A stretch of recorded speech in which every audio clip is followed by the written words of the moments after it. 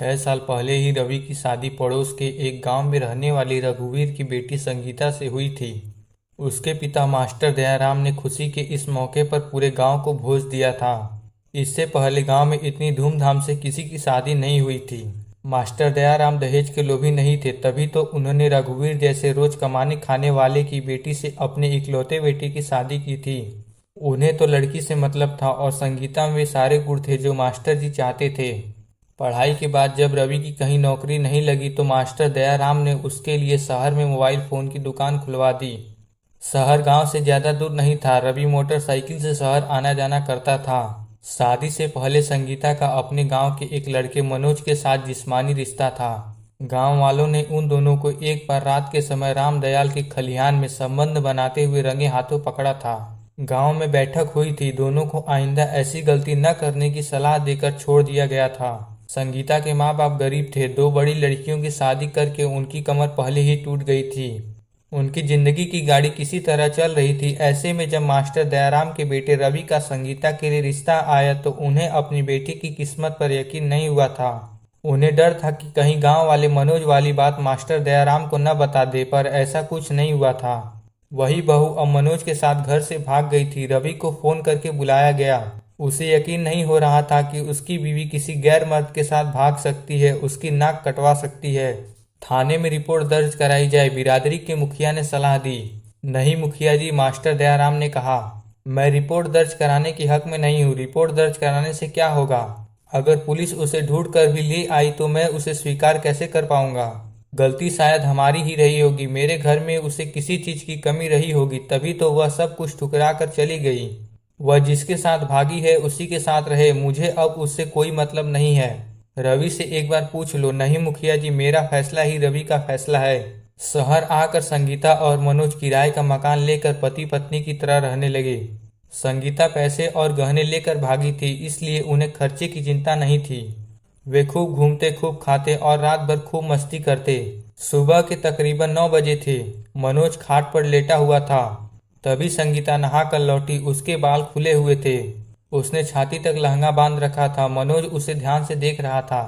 उसने तुरंत संगीता को अपनी बाहों में भर लिया और चूमने लगा। अरे छोड़ो न, क्या करते हो? रात भर मस्ती की है फिर भी मन नहीं भरा तुम्हारा? संगीता कसमसाई। तुम चीज ही ऐसी हो जाने मन की जितना प्यार करो उतना ही कम लगता है, मनोज ने प्यार से कहा। संगीता समझ गई कि विरोध करना बेकार है, खुद को सौंपने में ही समझदारी है। वह बोली, अरे दरवाजा तो बंद कर लो, कोई आ जाएगा। इस वक्त कोई नहीं आएगा जाने मन। मकान मालकिन लक्ष्मी सेठ जी के घर बर्तन मांजने गई हैं। रही बात उसके पति कुंदन की तो वह 10 बजे से पहले कभी घर आता नहीं। बैठा होगा किसी पान के ठेले पे। अब बेकार में वक्त बर्बाद मत करो। यह कहकर मनोज ने फिर 1 सेकंड की देर नहीं की। वे प्रेम लीला में इतने मगन थे कि उन्हें पता ही नहीं चला कि बाहर आंगन में कुंदन की प्यासी निगाहें उन्हें देख रही थी। दूसरे दिन कुंदन समय से पहले ही घर आ गया। जब से उसने संगीता को मनोज के साथ बिस्तर पर मस्ती करते देखा था, तभी से उसकी लार टपक रही थी। उसकी बीवी लक्ष्मी मोटी और बदसूरत औरत थी। मनोज नहीं है क्या भाभी जी? मौका देखकर कुंदन संगीता के पास आकर बोला। नहीं, वह काम ढूंढने गया है। एक बात बोलूं भाभी जी, तुम बड़ी खूबसूरत हो। संगीता कुछ नहीं बोली। तुम जितनी खूबसूरत हो, तुम्हारी प्यार करने की अदा भी उतनी ही खूबसूरत है। कल मैंने तुम्हें देखा जब तुम खुलकर मनोज भैया को प्यार दे रही थी। यह कहकर उसने संगीता का हाथ पकड़ लिया। मुझे भी एक बार खुश कर दो। कसम तुम्हारी जवानी की, किराए का 1 पैसा नहीं लूंगा। पागल हो गए हो क्या? संगीता ने अपना हाथ छुड़ाया। पागल तो नहीं हुआ हूँ, लेकिन अगर तुमने खुश नहीं किया तो पागल जरूर हो जाऊंगा। यह कहकर उसने संगीता को अपनी बाहों में भर लिया। छोड़ो मुझे, नहीं तो शोर मचा दूंगी। शोर मचाओगी तो तुम्हारा ही नुकसान होगा। शादीशुदा होकर पराये मर्द के साथ भागी हो। पुलिस तुम्हें ढूंढ रही है, बस खबर देने की देर है। संगीता तैयार होने वाली ही थी कि अचानक किसी के आने की आहट हुई। शायद मनोज था। कुंदन बौखला कर चला गया। मनोज को शक हुआ, पर कुंदन को कुछ कहने के बजाय उसने उसका मकान ही खाली कर दिया। उनके पैसे खत्म हो रहे थे। महंगा मकान लेना अब उनके बस में नहीं था। इस बार उन्हें छोटी सी खोली मिली। वह गंगाबाई की खोली थी। गंगाबाई चावल की मिल में काम करने जाती थी। उसका पति 1 नंबर का शराबी था। उसका कोई बच्चा नहीं था। मनोज और संगीता जवानी के खूब मजे तो ले रहे थे, पर इस बीच मनोज ने यह ख्याल जरूर रखा कि संगीता पेट से न हो जाए। पैसे खत्म हो गए थे, अब गहने बेचने की जरूरत थी। सोनार ने औने पौने भाव में उसके गहने खरीद लिए। मनोज को कपड़े की दुकान में काम मिला था, पर किसी बात को लेकर सेठ जी के साथ उसका झगड़ा हो गया और उन्होंने उसे दुकान से निकाल दिया। उसके बाद तो जैसे उसने काम पर न जाने की कसम ही खा ली थी।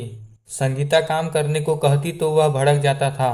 संगीता गंगाबाई के कहने पर उसके साथ चावल की मिल में जाने लगी। सेठ जी संगीता से खूब काम लेते, पर गंगाबाई को आराम ही आराम था। वजह पूछने पर गंगाबाई ने बताया कि उसका सेठ एक नंबर का औरत खोर है। जो भी नई औरत काम पर आती है वह उसे परेशान करता है। अगर तुम्हें भी आराम चाहिए तो तुम भी सेठ जी को खुश कर दो। इसका मतलब गंगाबाई तुम भी? संगीता ने हैरानी से कहा।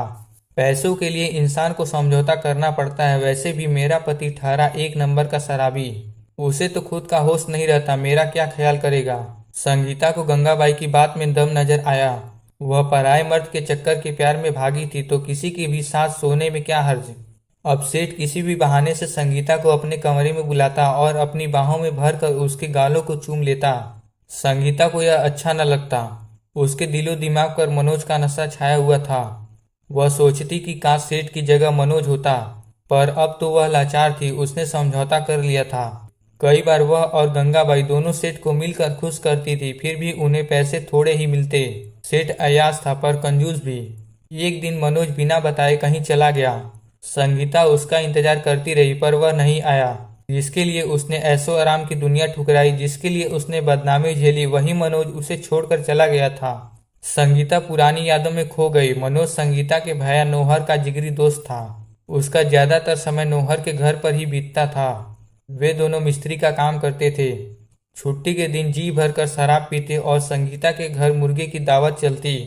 मनोज की बात बात में खिलखिलाकर हंसने की आदत थी।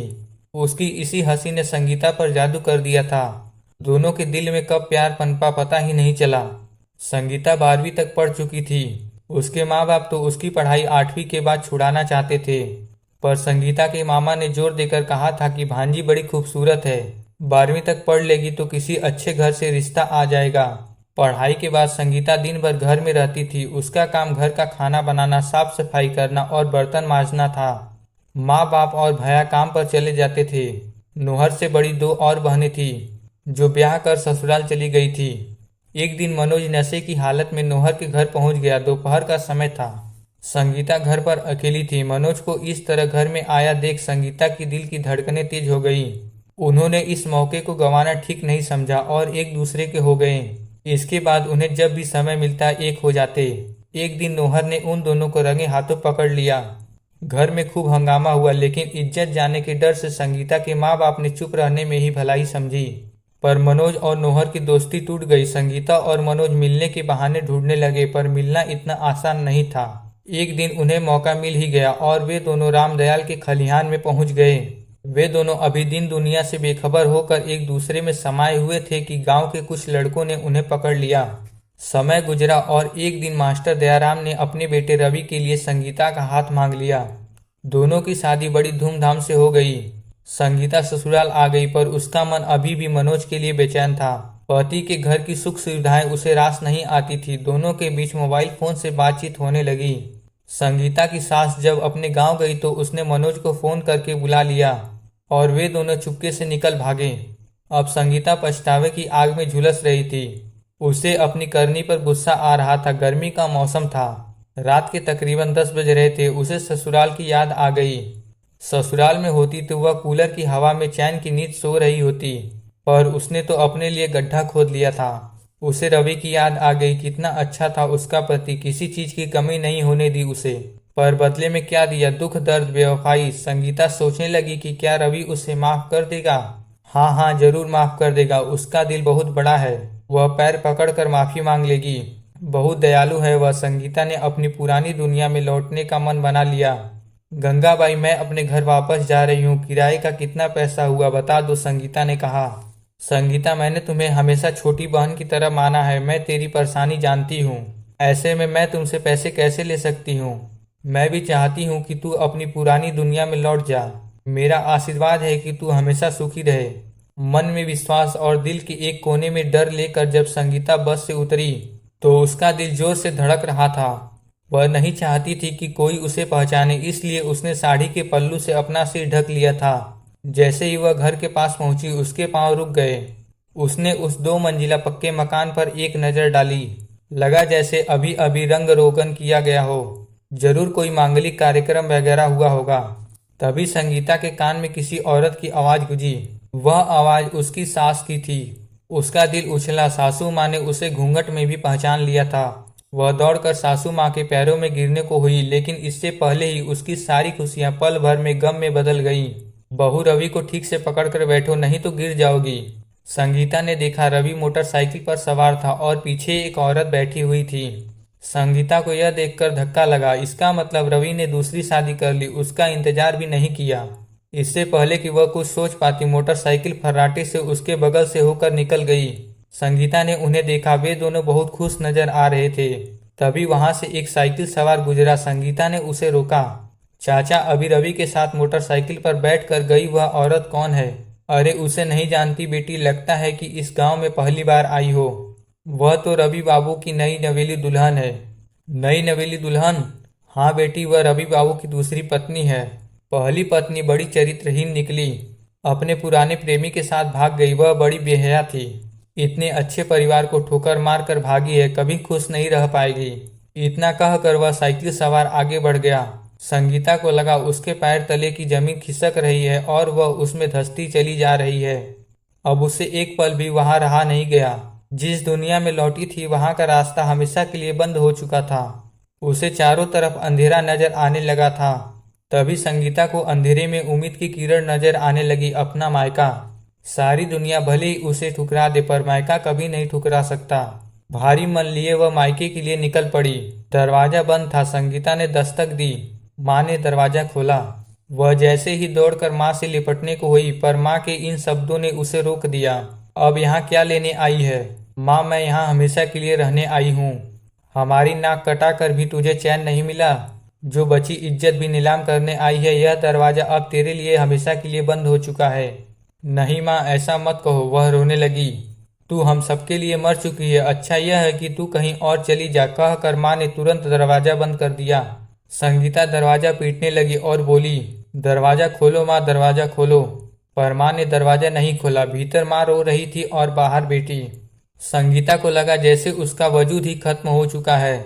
उसकी हालत पेड़ से गिरे सूखे पत्ते जैसी हो गई है, जिसे बर्बादी की तेज हवा उड़ा ले जा रही है।